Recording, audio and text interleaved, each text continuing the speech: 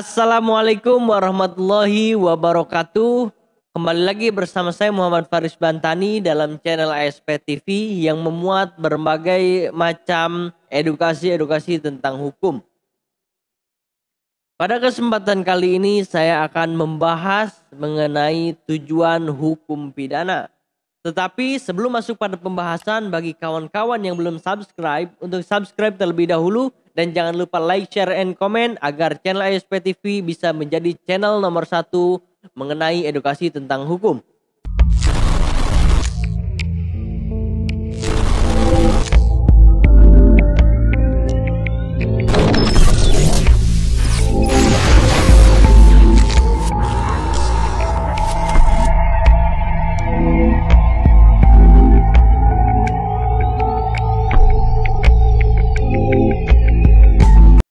Masuk pada pembahasan, tujuan hukum pidana menurut Profesor Redbridge, tujuan hukum pidana adalah penyelidikan pengertian objektif dari hukum pidana positif.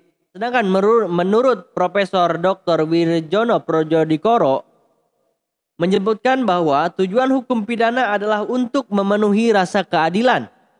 Selain itu, tujuan hukum pidana untuk menakut-nakuti orang jangan sampai melakukan kejahatan, baik general preventif orang banyak maupun spesial preventif atau orang telah melakukan kejahatan tidak mengulanginya lagi. Selain itu, untuk mendidik atau memperbaiki orang-orang yang sudah residivis menjadi baik tabiatnya sehingga bermanfaat bagi masyarakat. Menurut urutan umurnya, ada 3 aliran hukum pidana atau Kulten, yaitu aliran yang pertama, aliran klasik atau Classic Richting Classic School, yaitu tujuan hukum pidana untuk melindungi kepentingan perorangan, individu atau terhadap kekuasaan negara. Dengan catatan hukum pidana harus diatur dengan undang-undang. Yang kedua yaitu aliran modern Richting Modern School. Tujuan hukum pidana untuk melindungi masyarakat terhadap kejahatan. Dengan catatan perkembangan hukum pidana harus memperhatikan kepada kejahatan dan keadaan mendapat pengaruh dari kriminologi.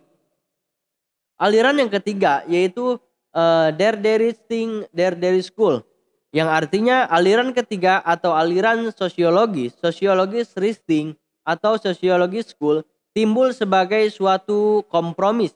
Kadang-kadang menitik beratkan pada pihak yang satu dan kadang-kadang menitikkan pada pihak yang lain.